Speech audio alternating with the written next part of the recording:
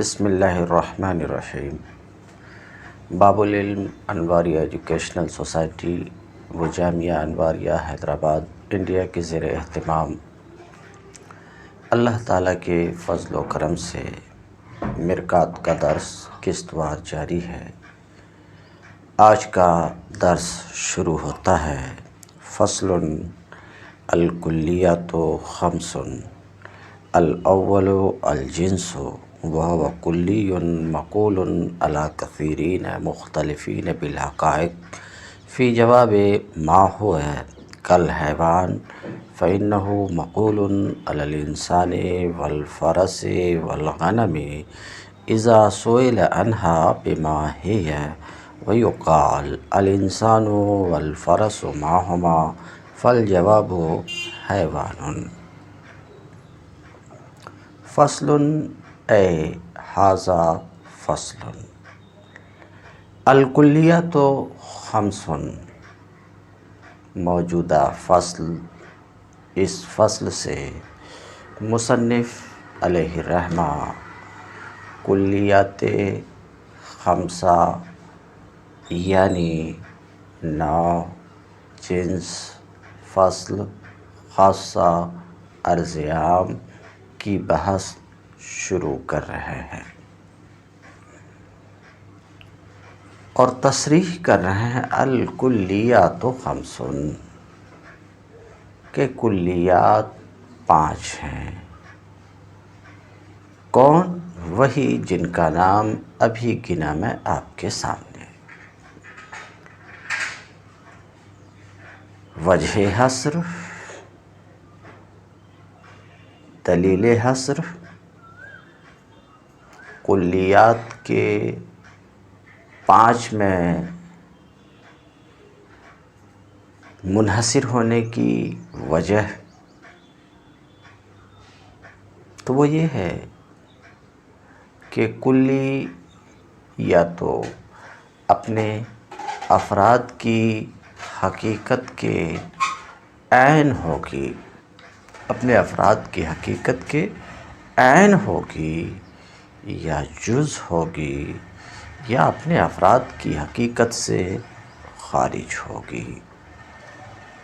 چوتھا کوئی راستہ نہیں ہے کہ کلی یا اپنے افراد کی حقیقت کے عین ہوگی، یا جز ہوگی، یا خارج ہوگی۔ اگر اول ہے یعنی کلی اپنے افراد کی حقیقت کے عین ہے تو وہ نوع ہے، اور اگر اپنے افراد کی حقیقت کا جز ہے کلی، تو یہ 2 حال سے خالی نہیں کہ وہ کلی تمام مشترک ہوگی یا تمام مشترک نہ ہوگی۔ اگر تمام مشترک ہو تو جنس ہے، اور تمام مشترک نہ ہو تو فصل ہے، اور اگر کلی اپنے افراد کی حقیقت سے خارج ہو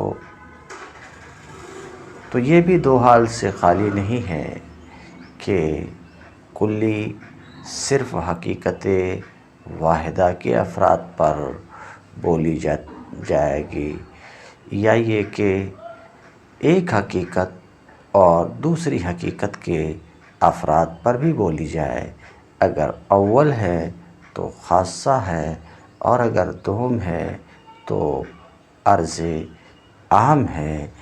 یہ رہی کلیات کے خمسہ 5 میں منحصر ہونے کی وجہ۔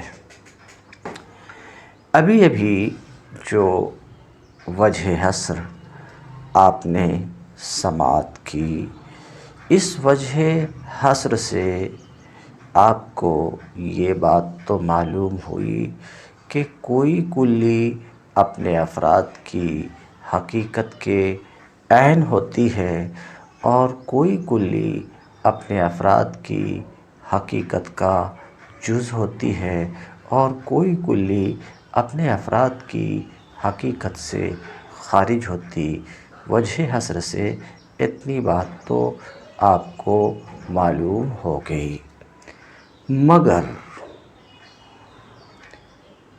آپ کہیں گے یہ بات میرے سمجھ میں نہیں آئی کہ کلی کبھی اپنے افراد کی حقیقت کے عین ہوتی ہے اور کلی کبھی اپنے افراد کی حقیقت کے جز ہوتی ہے اور کلی کبھی اپنے افراد کی حقیقت سے خارج ہوتی ہے۔ یہ بات سمجھ میں نہیں آئی، اسے واضح کیا جائے۔ اگر آپ کا یہ سوال ہو تو اس سوال کا جواب دینے سے پہلے ایک بات آپ کے سامنے 1 منٹ کا موقع لے کر کے رکھنا چاہتا ہوں کہ ماسبق میں ذکر کر چکا ہوں کہ کلی اور اس کے افراد کے درمیان عموم خصوص مطلق کا رشتہ ہوتا ہے۔ کلی عام مطلق ہوتی ہے اور اس کا فرد اخص سے مطلق ہوتا ہے۔ ماسبق میں اس بات کو بیان کر چکا ہوں، اسے مستحضر کر لیں تو آنے والی بات، امید ہے کہ آنے والی بات سمجھنے میں سہولت ہوگی۔ تو فرد اور کلی، فرد کسے کہتے ہیں؟ فرد وہ مفہوم ہے جس پر کوئی کلی صادق آئے۔ دیکھیے، زید پر انسان صادق آتا ہے تو زید انسان کا فرد ہے، کیونکہ فرد وہ مفہوم ہے جس پر کوئی کلی صادق آئے۔ تو زید پر انسان صادق آتا ہے، زید پر انسان صادق آتا تو زید انسان کا ایک فرد ہے۔ اسی طریقے سے انسان پر ایک دوسری کلی حیوان، انسان پر حیوان صادق آتا ہے تو انسان حیوان کا ایک فرد ہے۔ اسی طریقے سے حیوان پر ایک دوسری کلی جسم نامی، حیوان پر جسم نامی یہ صادق تو حیوان جسم نامی کا ایک فرد۔ اسی طریقے سے جسم نامی پر ایک دوسری کلی جسم صادق آتا تو جسم نامی جسم کا ایک فرد ہے۔ اسی طریقے سے جسم پر ایک دوسری کلی صادق آتی ہے اور وہ جوہر ہے تو جسم جوہر کا ایک فرد ہے۔ اسی سے آپ سمجھ گئے ہوں گے کہ جوہر کے یہ سارے افراد ہیں نیچے والے۔ کون؟ جوہر کے افراد کون ہیں؟ جسم مطلق، جسم نامی، حیوان، انسان، یہ جوہر کے افراد ہیں۔ اسی سے آپ سمجھ گئے ہوں گے کہ جسم مطلق کے افراد کون ہیں؟ جسم نامی، حیوان، انسان، یہ جسم مطلق کے افراد ہیں۔ اور جسم نامی کے افراد آپ سمجھ گئے ہوں گے کہ جسم نامی کے افراد میں حیوان ہے، انسان ہے، اور اسی طریقے سے حیوان کے افراد انسان ہیں، فرس ہیں وغیرہ۔ اسی طریقے سے انسان کے افراد زید ہیں، عمر ہیں، بکر ہیں۔ تو آپ نے دیکھا کہ فرد وہ ہے جس پر کوئی کلی صادق آئے، تو فرد پر کلی صادق آتی ہے تو کلی عام ہے اور فرد خاص ہے۔ ہر فرد کلی پر کلی صادق ہے مگر کلی پر فرد صادق نہیں، اس کلی کا فرد صادق نہیں ہے۔ تو کلی اور اس کے افراد کے درمیان عموم خصوص مطلق کی نسبت ہوتی ہے۔ مثلاً کلمہ کلی ہے اور اس کے افراد اسم، فعل، حرف ہے۔ اسم، اسی طریقے سے فعل، اسی طریقے سے حرف، یہ کلمہ کے افراد۔ تو تو اس میں سے ہر ایک خاص ہے اور کلمہ عام ہے۔ تو بات آپ کو سمجھ میں آئی ہوگی کہ کلی عام اور فرد خاص، کلی عام اور فرد خاص۔ تو انسان عام ہے زید سے، انسان عام ہے زید سے، حیوان عام ہے انسان سے، جسم نامی عام ہے حیوان سے، جسم عام ہے جسم نامی سے، جسم مطلق عام ہے جسم نامی سے، جوہر عام ہے جسم مطلق سے۔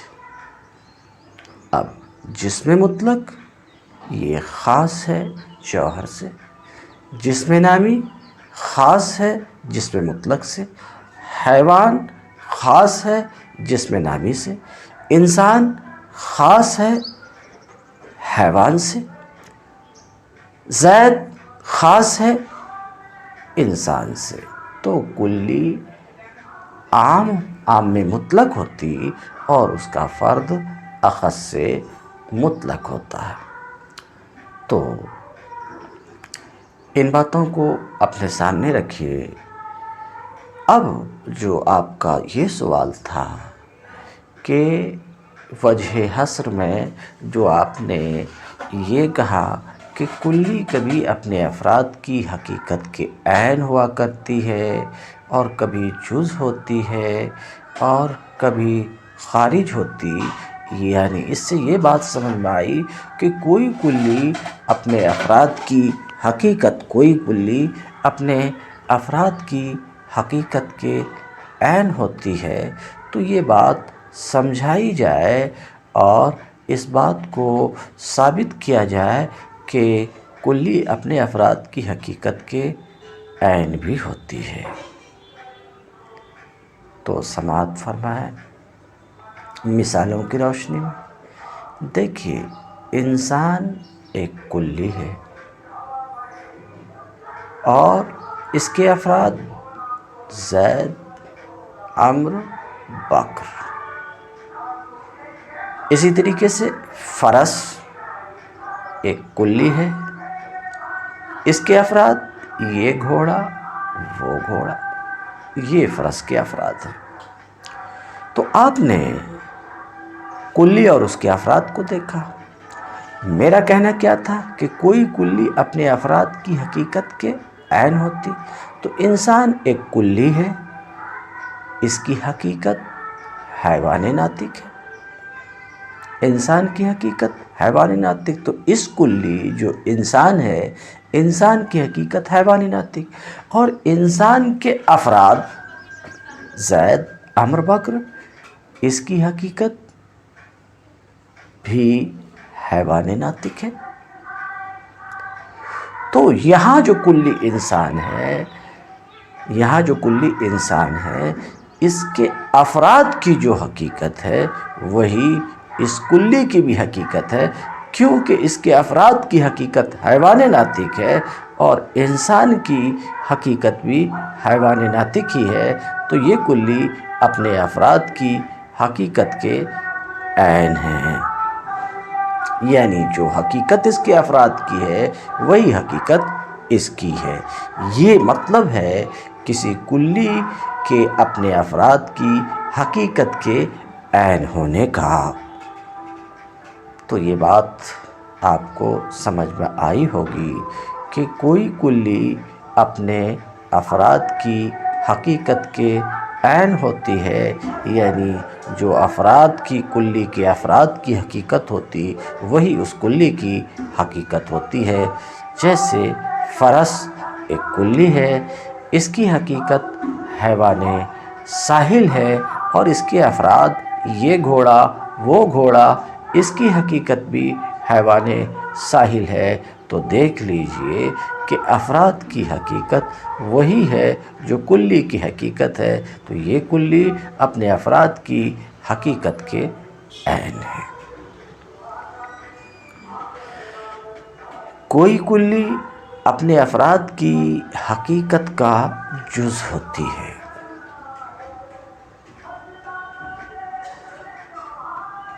مثال کے طور پہ حیوان ایک کلی ہے،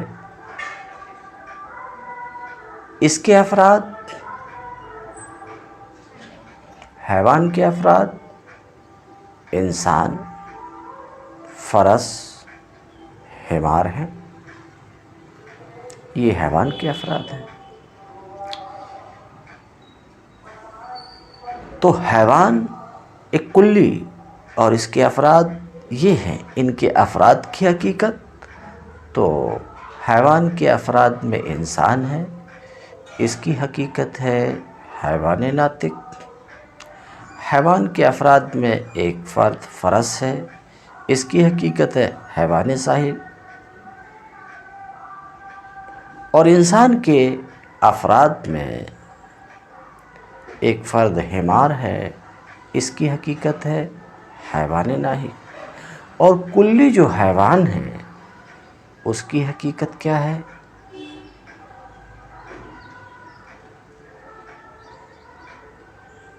تو یہ جو حیوان کلی ہے، یہ کلی اپنے افراد کی حقیقت، افراد میں آپ نے دیکھا اپنے افراد کی حقیقت کا جز ہے۔ دیکھیے حیوان ناطق، حیوان ساحل، حیوان ناحق، ان تمام حقیقتوں کا جز حیوان ہے۔ ان تمام حقیقتوں کا جز کون ہے؟ حیوان۔ تو کوئی کلی ایسی ہوتی ہے جو اپنے افراد کی حقیقت کا جز ہوتی ہے۔ جیسے حیوان یہ اپنے افراد کی حقیقت، دیکھا آپ نے کہ اس کے افراد میں سے ایک فرد انسان ہے، اس کی حقیقت حیوان ناطق ہے، اور حیوان ناطق کا جز ہے۔ تو یہ کلی اپنے ایک فرد کی حقیقت کا جز، اسی طریقے سے دوسرا فرد فرس، اس کی حقیقت حیوان ساحل ہے، تیسرا فرد حمار، اس کی حقیقت حیوان ناحق ہے، اور ہر ایک کا جز حیوان ہے۔ تو یہ کوئی کلی اپنے افراد کی حقیقت کا جز ہوتی ہے۔ تو کلی کبھی تو اپنے افراد کی حقیقت کا عین ہوتی ہے، اور کبھی کلی اپنے افراد کی حقیقت کا جز ہوتی ہے۔ جیسے حیوان کو دیکھیں کہ حیوان یہ وہ کلی ہے جو اپنے افراد کی حقیقت کا جز ہے، اپنے افراد کی حقیقت کا کیا ہے؟ جز ہے۔ اسی طریقے سے ایک اور مثال آپ کے سامنے رکھتا ہوں، ناطق یہ بھی کلی ہے، اور اس کے افراد زید، عمرو، بکر ہیں۔ زید، عمرو، بکر ہیں۔ زید، عمرو، بکر، ہر ایک کی حقیقت حیوان ناطق ہے۔ دیکھو ناطق اپنے افراد کی حقیقت حیوان ناطق کا جز ہے۔ تو یہ بات معلوم ہوئی کہ کوئی کلی اپنے افراد کی حقیقت کا عین ہوتی ہے، اور کوئی کلی اپنے افراد کی حقیقت کا جز ہوتی ہے۔ جیسے حیوان کلی ہے، یہ اپنے افراد کی حقیقت کا جز ہے، ناطق بھی کلی ہے، یہ بھی اپنے افراد کی حقیقت کا جز ہے۔ تو حیوان جو کلی ہے یہ بھی اپنے افراد کی حقیقت کا جز، اور ناطق جو کلی ہے یہ بھی اپنے افراد کی حقیقت کا جز۔ تو حیوان اور ناطق میں سے دونوں اپنے افراد کی حقیقت کے اجزاء ہیں، مگر دونوں میں فرق ہے کہ حیوان جو اپنے افراد کی حقیقت کا جز ہے، اس جز کا حال یہ ہے کہ یہ تمام مشترک ہے، تمام مشترک اس جز کا حال یہ ہے کہ تمام مشترک ہے۔ ناطق یہ کلی بھی اپنے افراد یعنی زید عمرو بکر کی حقیقت کا جز ہے، مگر ناطق اپنے افراد کی حقیقت کا جز ضرور ہے مگر تمام مشترک نہیں ہے۔ تو میں جو عرض کر رہا ہوں یہ کہ کوئی کلی اپنے افراد کی حقیقت کا جز ہوتی ہے، جیسے حیوان، جیسے ناطق، ان دونوں کلیوں میں سے ہر ایک اپنے افراد کی حقیقت کا جز ہے، مگر وہ کلی جو اپنے افراد کی حقیقت کا جز ہو وہ کبھی تمام مشترک ہوتی ہے اور کبھی تمام مشترک نہیں ہوتی ہے۔ حیوان یہ اپنے افراد کی حقیقت کا جز ہے اور تمام مشترک ہے۔ ناطق یہ کلی بھی اپنے افراد کی حقیقت کا جز ہے مگر تمام مشترک نہیں ہے۔ اب آپ سوال کریں گے یہ تمام مشترک کہاں سے آ گیا؟ یہ تمام مشترک کیا چیز ہے؟ تو تعریف بتانے سے پہلے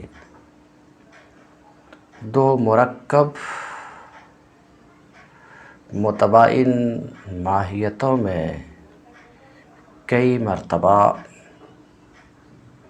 کئی اجزائے بسیطہ مشترک ہوتے ہیں اور کئی مرتبہ صرف ایک جز مشترک ہوتا ہے کہ اس ایک جز کے علاوہ کوئی اور جز ان دو ماہیت مرکبہ متباینہ میں مشترک نہیں ہوتا۔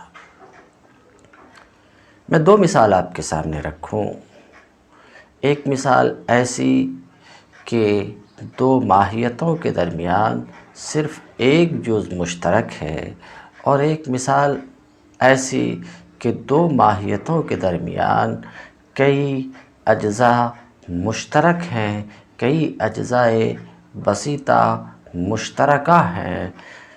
پہلے کی مثال کے طور پہ نفس ناطقہ اور انسان۔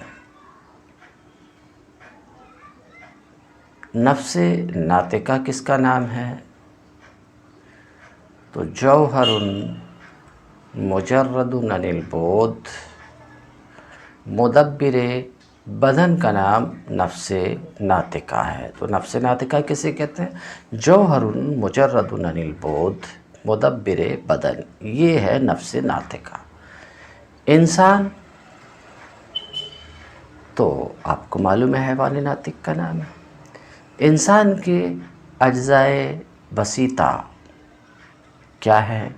تو اوپر سے آئیے، جوہر یہ انسان کا بسیط جز ہے، اسی طریقے سے قابل ابعاد ثلاثہ، اسی طریقے سے نامی، اسی طریقے سے حساس، اسی طریقے سے متحرک بالارادہ، یہ انسان کے اجزائے بسیطہ ہیں۔ تو یہ دو ماہیتیں آپ نے دیکھا، نفس ناطقہ اور انسان۔ ان دونوں ماہیتوں کے درمیان صرف ایک جز مشترک ہے اور وہ جوہر ہے، کہ جوہر نفس ناطقہ کا بھی جز ہے اور یہ جوہر انسان کا بھی جز ہے۔ تو کبھی دو ماہیتوں کے درمیان صرف ایک جز مشترک ہوتا ہے تو اس وقت جب کہ دو ماہیتوں کے درمیان صرف ایک جز مشترک ہو تو وہی جزو مشترک ان دو ماہیتوں کا تمام مشترک ہوتا ہے تو انسان اور نفس ناطقہ کا تمام مشترک جوہر ہے، کیونکہ ان دو ماہیتوں کے درمیان صرف ایک جز مشترک ہے اور وہ جوہر ہے، لہٰذا جوہر ہی ان دونوں ماہیتوں کا تمام مشترک ہے۔ کبھی دو ماہیتوں کے درمیان کئی اجزاء مشترک ہوتے ہیں، کئی اجزاء بسیطہ مشترک ہوتے ہیں۔ مثال کے طور پہ انسان اور فرس، انسان ایک ماہیت، فرس ایک ماہیت۔ انسان کے اجزاء بسیطہ کو ابھی آپ نے دیکھا کہ انسان کے اجزاء بسیطہ کون ہیں؟ جوہر، قابل ابعاد ثلاثہ، نامی، حساس، متحرک بالارادہ، یہ انسان کے اجزاء بسیطہ ہیں، یہ اجزاء بسیطہ ہیں۔ اسی طریقے سے ناطق بھی انسان کا ایک جزء بسیط ہے۔ اب فرس میں آئیے، فرس کے اجزاء بسیطہ کیا ہے؟ تو فرس کے اجزاء بسیطہ بھی جوہر، قابل ابعاد ثلاثہ، نامی، حساس متحرک بالارادہ، حساس متحرک بالارادہ اور ساحل، یہ فرس کے اجزاء مشترکہ اجزاء ہیں۔ یہ فرس کے کیا ہیں؟ اجزاء بسیطہ ہیں۔ ان اجزاء بسیطہ میں اگر آپ غور کیجئے تو 5 اجزاء مشترک ہیں دونوں ماہیتوں کے درمیان۔ 5 کون؟ جوہر، قابل ابعاد ثلاثہ، نامی، حساس، متحرک بالارادہ، ان دو ماہیتوں کے درمیان 5 اجزاء بسیطہ مشترک ہیں۔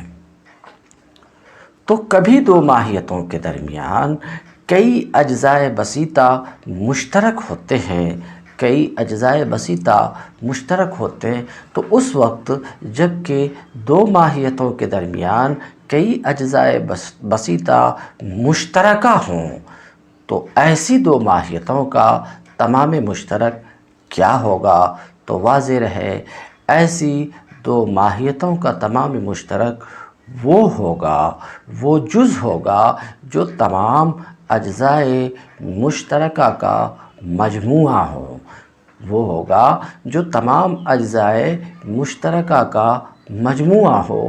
تو دونوں کے اجزاء مشترکہ آپ دیکھ چکے ہیں، 5 اجزاء مشترکہ ہیں دونوں ماہیتوں کے درمیان، اور ان سب کا مجموعہ حیوان ہے۔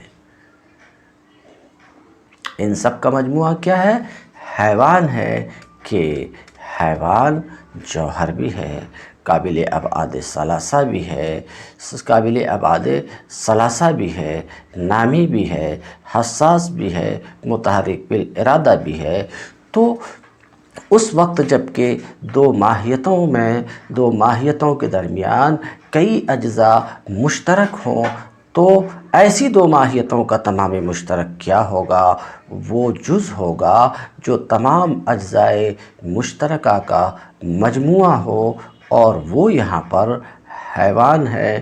لہٰذا انسان و فرس کا تمام مشترک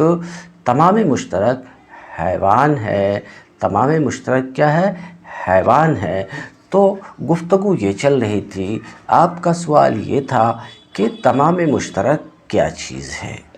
تو میں مثال سے سمجھانا چاہا، اس کے لیے 2 مثال دی، ایک انسان اور نفس ناطقہ کی، اور ایک مثال انسان اور فرس کی۔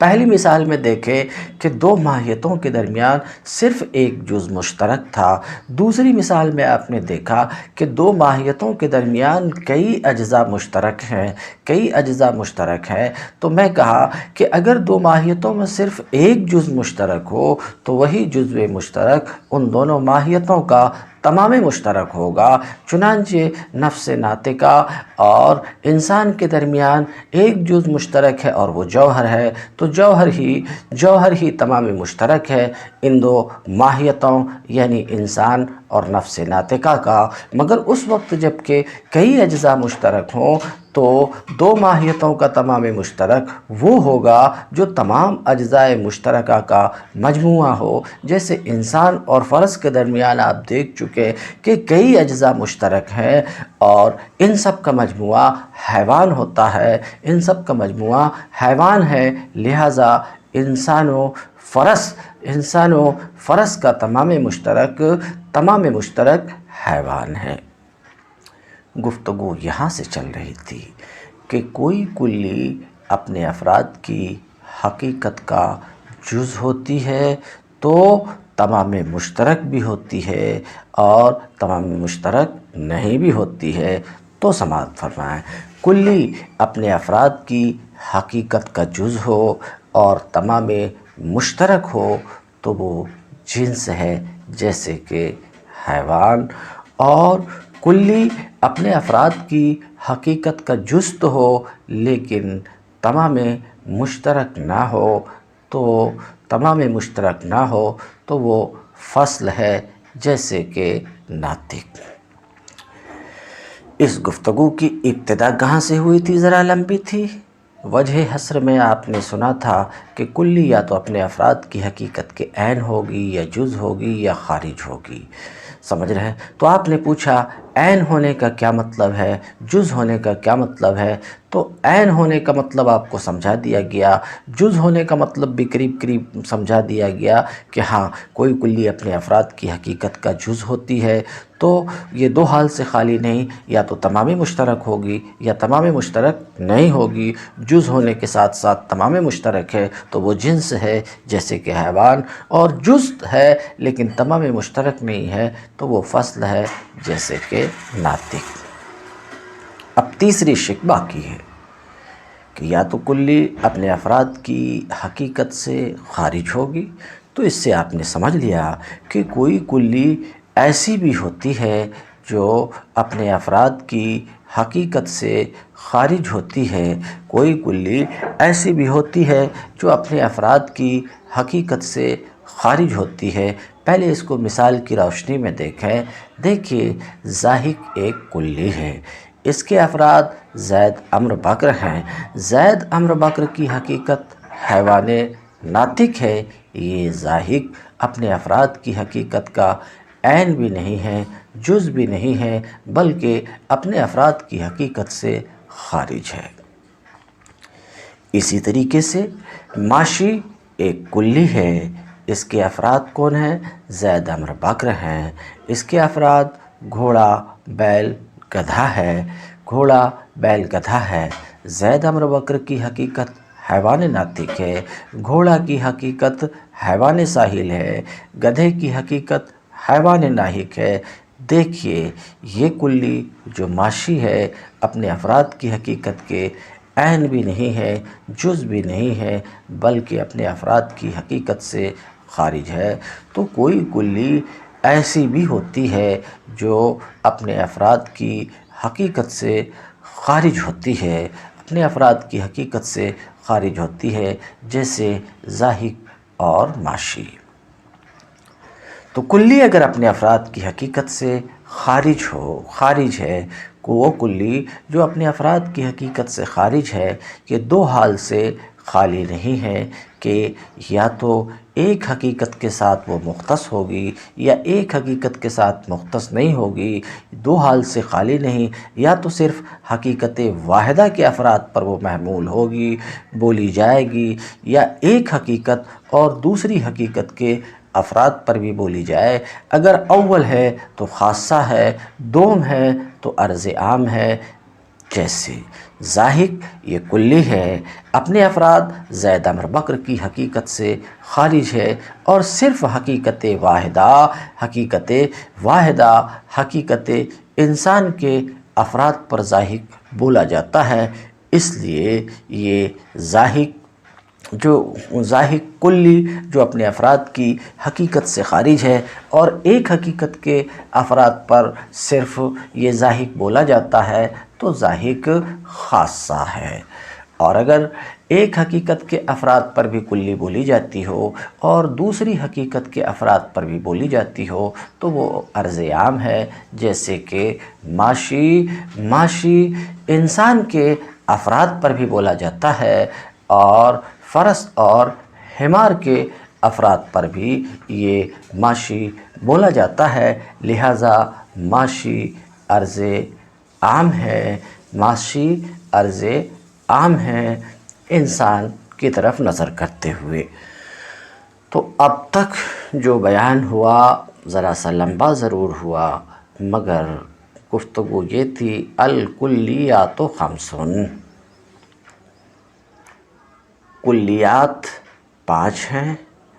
کلیات کے 5 میں منحصر ہونے کی وجہ میں بیان کیا کہ کلی یا تو اپنے افراد کی حقیقت کے عین ہوگی یا جز ہوگی یا خارج ہوگی، اگر عین ہے تو نوع ہے، اور اگر جز ہے تو دو حال سے خالی نہیں کہ وہ تمام مشترک ہوگی یا نہیں ہوگی، اگر اول ہے تو جنس ہے، دوم ہے تو فصل ہے، اور اگر کلی اپنے افراد کی حقیقت سے خارج ہو، کلی اگر اپنے افراد کی حقیقت سے خارج ہو تو وہ حقیقت واحدہ کے صرف حقیقت واحدہ کے افراد پر محمول ہوگی، یا ایک حقیقت اور دوسری حقیقت دونوں کے افراد پر محمول ہوگی، اگر اول ہے تو خاصہ ہے، دوم ہے تو عرض عام ہے۔ یہ گفتگو چل رہی تھی، مگر بیچ میں آپ نے ایک سوال کر لیا اور پھر سوال پر سوال کر لیا، اس کے جواب میں ذرا وقت لگا۔ سوال آپ نے پہلا یہ کیا تھا کہ کلی کے عین حقیقت افراد اور جزو حقیقت افراد اور خارج حقیقت افراد ہونے کا کیا مطلب ہے، تو وہ سمجھانے میں ذرا وقت لگ گیا کہ افراد کی حقیقت کے عین ہونے کا مطلب یہ ہے، اور جز ہونے کا مطلب یہ ہے، اور خارج ہونے کا مطلب یہ ہے۔ ان باتوں کو ذہن میں رکھ کر کے عبارت حل کیجیے تو آپ کو کلیات خمسہ بسہولت سمجھ میں آ جائیں گی۔ الکلیات خمسن، کلیات 5 ہیں۔ الاول،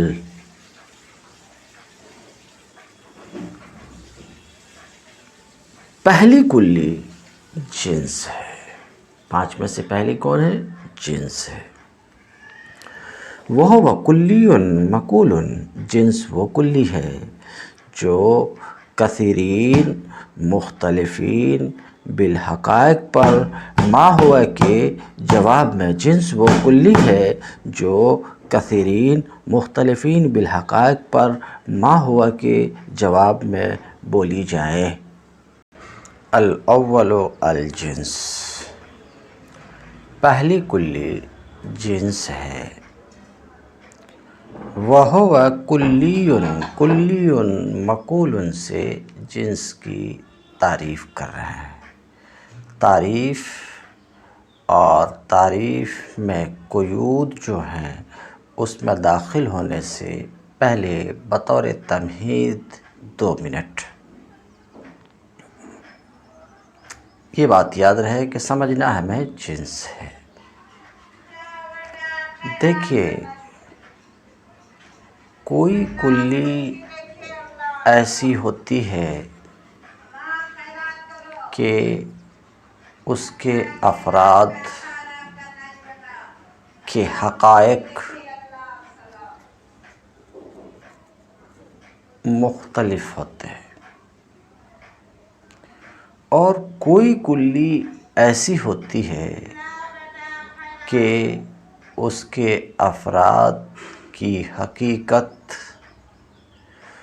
کلی کی حقیقت کے عین ہوتی ہے۔ پہلی بات ہمیں سمجھنا ہے کہ کوئی کلی ایسی بھی ہوتی ہے جن کے افراد کے حقائق مختلف ہوتے ہیں۔ مثال کے طور پہ حیوان ایک کلی ہے، اور آپ کو معلوم ہے کہ حیوان کے افراد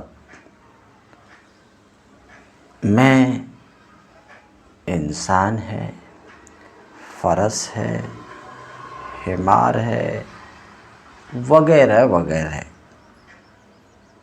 یہ حیوان کے افراد ہیں۔ تو حیوان جو کلی، اس کے افراد کون؟ انسان، فرس، حمار وغیرہ۔ اب ان افراد کی حقیقت دیکھیے۔ حیوان کے افراد میں سے ایک فرد انسان ہے، اس کی حقیقت حیوان ناطق۔ حیوان کے افراد میں سے ایک فرد فرس ہے، اس کی حقیقت حیوان ساحل۔ حیوان کے افراد میں سے ایک فرد حمار ہے، اس کی حقیقت حیوان ناحق۔ تو اس کلی کے افراد، یعنی حیوان کے افراد جو انسان، فرس، حمار ہیں، ان کے تمام افراد کی حقیقت ایک نہیں ہے کہ کسی فرد کی حقیقت حیوان ناطق ہے تو کسی فرد کی حقیقت حیوان ساحل ہے تو کسی فرد کی حقیقت حیوان ناحق ہے۔ تو میں یہ عرض کر رہا تھا کہ کوئی کلی ایسی بھی ہوتی ہے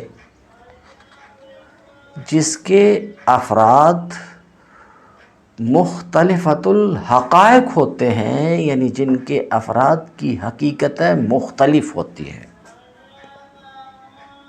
جیسے حیوان کہ ان کے افراد کی حقیقتیں مختلف ہیں۔ رک کر کے ذرا سا سوچئے کہ حیوان کے افراد کی حقیقتیں مختلف ہے کہ کسی فرد کی حقیقت حیوان ناطق، کسی کے حیوان ساحل، کسی کے حیوان ناحق۔ ان کے افراد کی حقیقتیں مختلف ہیں،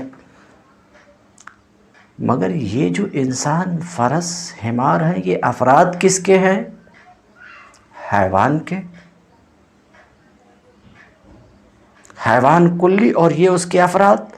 اور ما سبق میں بیان کر چکا ہوں کہ کلی اپنے افراد پر صادق آتی ہے، کلی اپنے افراد پر بولی جاتی ہے، کلی اپنے افراد پر محمول ہوتی ہے۔ ما سبق میں جان چکے ہیں، اس لیے کہ کلی عام ہوتی ہے اور افراد، فرد یہ خاص ہوتا ہے، اور عام خاص پر محمول و مقول ہوتا ہے۔ تو یہ انسان، فرس اور حمار یہ افراد ہیں حیوان کے۔ تو حیوان عام اور یہ خاص، اور عام خاص پر محمول ہوتا، تو اس کا مطلب یہ کہ حیوان ان سب پر محمول ہوتا ہے، بولا جاتا ہے۔ بولا جاتا کس پر بولا جاتا ہے؟ انسان پر، فرس پر، حمار پر، جن کی حقیقتیں مختلف ہیں کہ انسان کی حقیقت کچھ اور، فرس کی حقیقت کچھ اور، حمار کی حقیقت کچھ اور۔ تو حیوان ایک ایسی کلی ہوئی جو کثیرین مختلفین بالحقائق، کثیرین انسان، فرس، حمار مختلفین بالحقائق دیکھ چکے، ان کی حقیقتیں مختلف ہیں۔ تو حیوان ایک ایسی کلی ہے، حیوان ایک ایسی کلی ہے کہ کثیرین مختلفین بالحقائق پر محمول۔ حیوان ایک ایسی کلی ہے کہ یہ کلی بولی جاتی، حیوان بولا جاتا ہے، حیوان محمول ہوتا ہے ان سب پر۔ تو ابھی آپ نے دیکھا کہ حیوان جو کلی ہے، یہ کلی کثیرین مختلفین بالحقائق پر محمول ہوتا ہے۔ تو کوئی کلی ایسی بھی ہوتی ہے جو بہت سے افراد پر بولی جاتی ہے، ایسے افراد پر جن کی حقیقتیں مختلف ہیں، جیسے کہ حیوان، کہ یہ انسان پر بھی محمول ہوتا، فرس پر بھی محمول ہوتا، حمار پر بھی محمول ہوتا، جن کی حقیقتیں مختلف ہیں۔ اتنی سی بات کو آپ اپنے ذہن میں رکھیے۔ رہی دوسری بات جو بولے تھے، رہی بات یہ کہ کوئی کلی اپنے افراد کی حقیقت کے عین ہوتی ہے، تو اس پر میں نو کے بیان میں گفتگو کروں گا۔ سر دست آپ کو یہ بتانا تھا کہ دیکھیے، حیوان ایک ایسی کلی ہے جس کے افراد مختلفۃ الحقائق ہیں۔ اسی طریقے سے جسم نامی ایک کلی ہے، اس کے افراد مختلفۃ الحقائق ہیں۔ تو کوئی کلی ایسی بھی ہوتی ہے جس کے افراد مختلفۃ الحقائق ہوتے ہیں، جن کے افراد ایسے ہوتے ہیں کہ ان کی حقیقتیں مختلف ہوا کرتی ہیں۔ کوئی کلی ایسی بھی ہوتی ہے۔ اب اس بات کو آپ صرف رکھیے اور پھر جنس کی تعریف میں داخل ہوئیے۔ مگر تعریف میں داخل ہونے سے پہلے ایک بات اور اگر ذہن میں آپ رکھ لیں تو پھر تعریف جو مصنف بیان کر رہے ہیں جنس کی، اس کو سمجھنا آسان ہو جائے گا۔ بات یہ ہے کہ جنس کی تعریف میں ما ہوا کا لفظ آ رہا ہے، ما ہوا کا لفظ آ رہا ہے۔ یہ ما ہوا کا حال کیا ہے؟ آپ کو معلوم ہے کہ ما اس میں استفہام ہے، ما استفہام کے لیے ہے، سمجھ رہے ہیں؟ تو استفہام کا مطلب پوچھنے، سوال کرنے کے لیے، تو ما یہ استفہام کے لیے اور ہوا، ما ہوا۔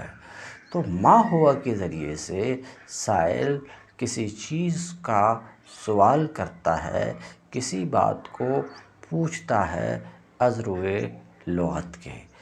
لیکن مناطقہ کے یہاں ما ہوا کے ذریعے سائل جب سوال کرتا ہے تو سائل کی غرض کیا ہوتی ہے؟ سائل کا، پوچھنے والے کا مقصد کیا ہوتا ہے؟ اس پوچھنے والے کا جو ما ہوا کے ذریعہ کسی چیز کے بارے میں پوچھ رہا ہے، تو سائل کا مقصد کیا ہوتا؟ سائل پوچھنا کیا چاہتا ہے؟ یہ ہے آپ کا سوال۔ تو اس کے لیے ذرا جواب کے لیے تھوڑی سی تفصیل کی ضرورت ہے کہ دیکھیے، ما ہوا کے ذریعے سائل سوال کر رہا ہے، تو سب سے پہلے تو آپ اس بات پر اپنی نظر رکھیے کہ اس وقت جب کہ سائل ما ہوا کے ذریعے سوال کر رہا ہے تو اس کا سوال ایک چیز کے بارے میں ہے یا کئی چیزوں کے بارے میں ہے؟ یعنی سوال میں جو چیز مذکور ہے وہ امر واحد ہے یا امور متعددہ ہے؟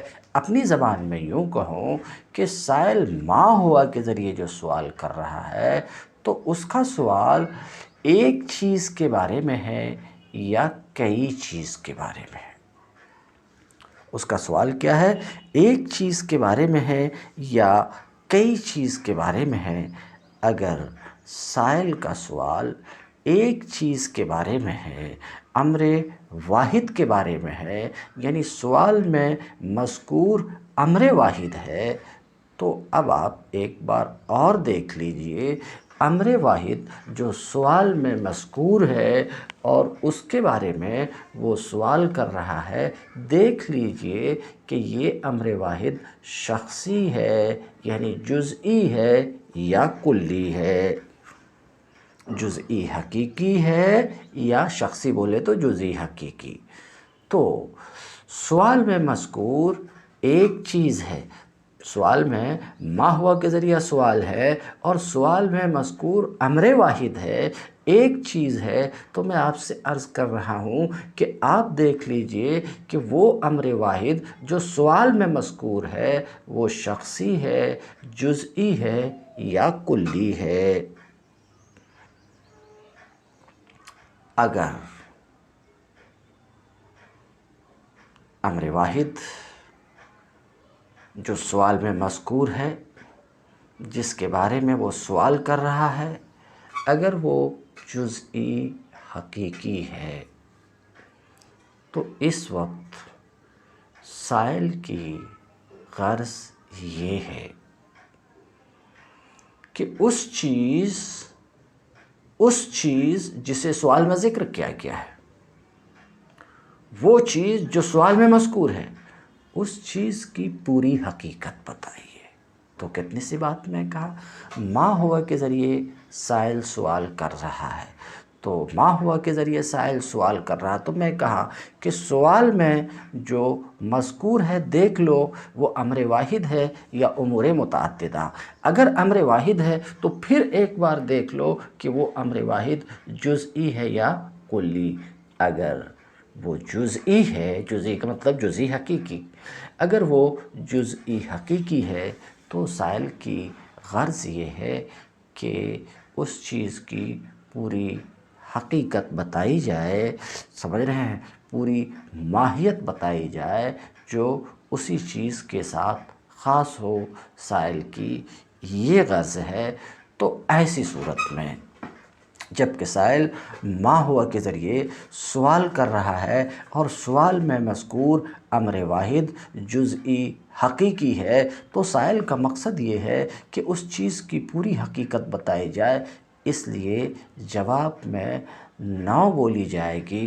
مثلاً پوچھنے والا یوں پوچھتا ہے زید ما ہوا ہے، تو دیکھیے سوال میں مذکور امر واحد زید ہے اور وہ جزئی حقیقی ہے، تو سائل کی غرض کیا ہے؟ زید کی پوری حقیقت بتائی جائے جو زید کے ساتھ مختص ہو، یہ اس کی غرض ہے۔ لہٰذا جواب میں نو یعنی انسان بولا جائے گا، کہا جائے گا زید ما ہوا ہے، اس کے جواب میں انسان بولا جائے گا، ہوا انسان۔ تو جواب میں انسان بولا جائے گا۔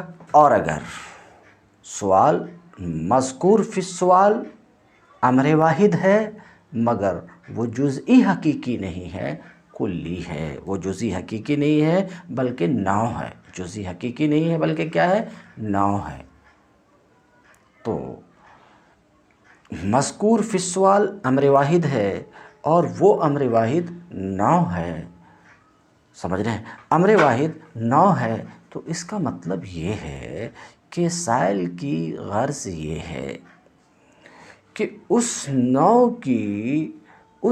کی حقیقت تفصیلیہ بتائی جائے، اس نو کی تفصیلی حقیقت بتائی جائے، سمجھ رہے ہیں۔ تو سائل نے مثلاً یوں سوال کیا الانسان ما ہوا ہے، تو سوال میں مذکور امر واحد ہے اور وہ انسان ہے اور وہ نو ہے، تو اس وقت سائل کی غرض یہ ہے کہ اس کی پوری تفصیلی حقیقت بتائی جائے۔ تو اب جواب میں الانسان ما ہوا کے جواب میں کیا بولا جائے گا؟ حد تام بولی جائے گی، یعنی حیوان ناطقن بولا جائے گا، حیوان ناطقن بولا جائے گا۔ ہاں، تو یہ تو گفتگو یہ تھی کہ ما ہوا سے سائل سوال کر رہا ہے، تو سوال میں مذکور یا تو امر واحد ہوگا یا امور متعددہ۔ امر واحد ہو یا امور متعددہ، اگر امر واحد ہے سوال میں مذکور اور وہ جزئی حقیقی ہے تو جواب میں نو بولی جائے گی، چنانچہ زید ما ہوا کے جواب میں انسان بولا جائے گا، اور اگر مذکور فی السوال امر واحد نو ہے تو جواب میں کیا بولی جائے گی؟ حد تام بولی جائے گی۔ مثلا سائل سوال کرتا الانسان ما ہوا، تو اس کے جواب میں الانسان ما ہوا تو اس کے جواب میں بولا جائے گا حیوان ناطق۔ اور اگر سوال میں مذکور کئی امور ہوں، امور متعددہ ہیں، یعنی سائل امور متعددہ کے بارے میں، امور متعددہ کے متعلق ما ہوا کے ذریعے سوال کرتا ہے، ما ہوا کے ذریعے امور متعددہ کے بارے میں سائل سوال کرتا ہے۔ کس کے بارے میں؟ امور متعددہ کے بارے میں سوال کرتا ہے۔ تو اس وقت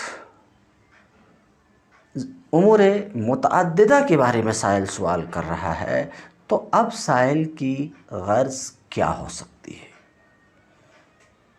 ما ہوا کے ذریعے سوال ہے، امور متعددہ کے بارے میں، امر واحد نے امور متعددہ کے بارے میں سوال ہے، تو اس وقت سوال سائل کا جو ہے پوری ماہیت کے بارے میں سوال ہے جو ان امور متعددہ کے درمیان مشترک ہو،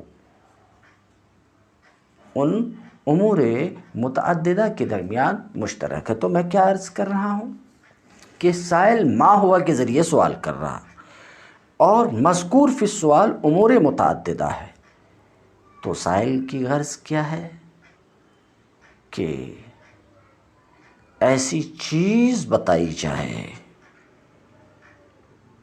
وہ پوری حقیقت بتائی جائے جو ان امور متعددہ کے درمیان مشترک ہے۔ تو اس سلسلے میں عرض کر رہا ہوں، امور متعددہ جن کے بارے میں سائل ما ہوا سے سوال کر رہا ہے، دیکھتے جائیے کہ یہ امور متعددہ جن کے بارے میں سائل سوال کر رہا ہے، امور متعددہ جزئی حقیقی ہیں یا جزئی حقیقی نہیں ہیں۔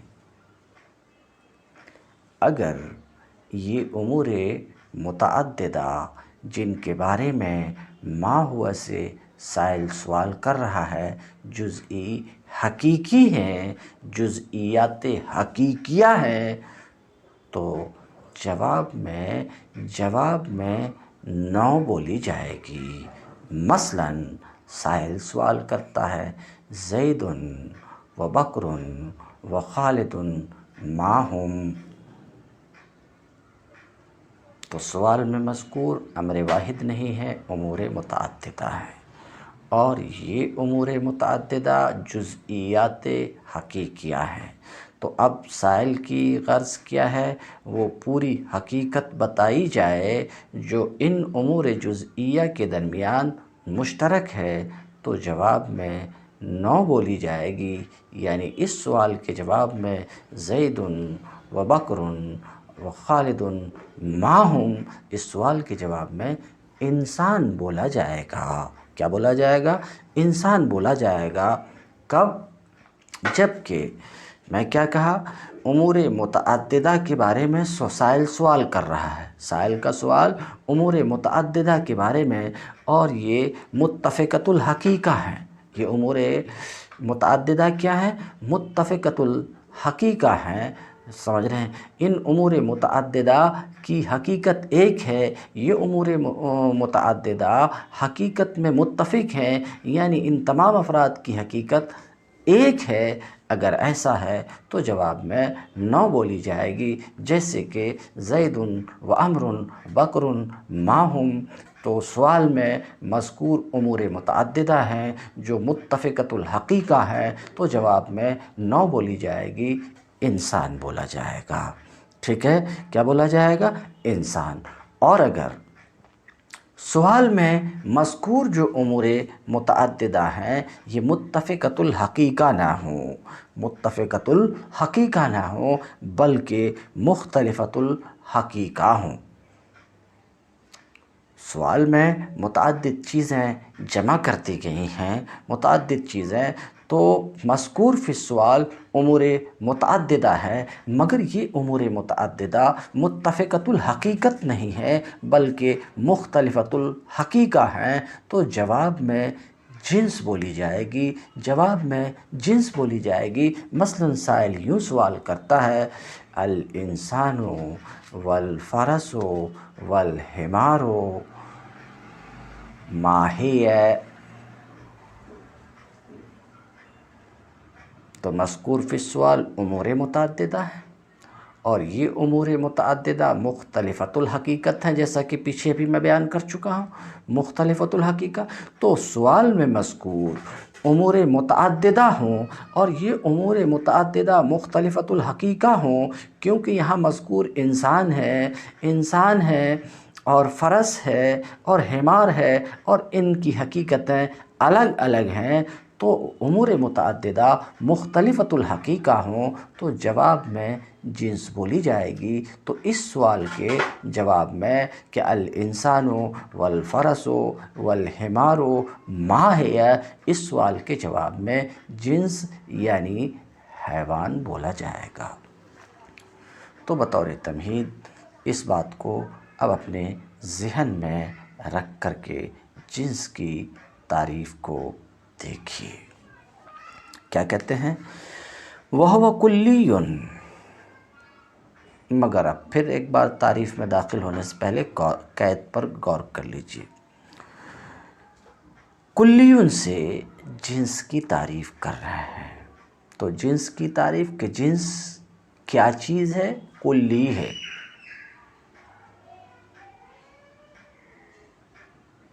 کلی کی تعریف تمام سبق میں سن چکے ہیں، تو جنس کی تعریف میں کلی، یہ کلی جنس کو بھی شامل ہے، نوع کو بھی شامل ہے، فصل خاصہ عرض عام سب کو شامل ہے۔ بائیں طور کہ اگر یہ سوال ہو نوع جنس فصل خاصہ عرض عام کیا ہے، جواب کلی۔ کثیرین مختلفین بالحقائق پر ما ہوا کے جواب میں یہ بولی جا رہی ہے۔ تو کلی جنس ہے، کیوں؟ یہ شامل ہے، کہا جنس وہ کلی ہے، جنس وہ کلی ہے، اس میں کلی جنس ہے، کلی جنس ہے کہ یہ جس طریقے سے جنس کو شامل ہے، کلی جنس کو شامل و عام ہے، ویسے نوع فصل خاصہ عرض عام کو بھی شامل ہے۔ جب کہا جنس کلی ہے تو ابھی نوع بھی اس میں داخل، وہ بھی کلی، فصل بھی داخل، وہ بھی کلی، خاصہ بھی عرض عام بھی، تو کلی جنس ہے۔ اور مقول علی کثیرین مختلفین بالحقائق فی جواب ما ہوا، یہ فصل ہے۔ وہ کلی ہے جو کثیرین پر محمول ہو۔ جب اتنی سی بات بولی گئی کثیرین پر محمول ہو تو نوع ہو، فصل ہو، خاصہ ہو، عرض عام ہو، یہ بھی کثیرین پر محمول ہے۔ مگر آگے کثیرین مختلفین، وہ کلی ہے جو کثیرین مختلفین پر بولی جائے۔ جب یہ قید لگائی گئی کہ کثیرین مختلفین پر بولی جائے، سمجھ رہے ہیں، مختلفین بالحقائق پر بولی جائے، تو اب نوع خارج ہو گئی، خاصہ خارج ہو گیا، اور فصل بھی ایک حد تک خارج ہو گئی۔ آگے جب فی جواب ما ہوا کہا، سمجھ رہے ہیں، تو فی جواب ما ہوا کہ ما ہوا کے جواب میں بولی جائے، اب نوع، خاصہ، فصل، عرض عام یہ سب خارج ہو گئی، تو اس تعریف میں کلی جنس ہے اور مقول علی کثیرین مختلفین بالحقائق فی جواب ما ہوا، یہ فصل ہے، تو یہ تعریف جنس اور فصل پر مشتمل ہے، لہٰذا یہ جو جنس کی یہاں پر تعریف ہے جامع اور مانع ہے۔ تو کہتے ہیں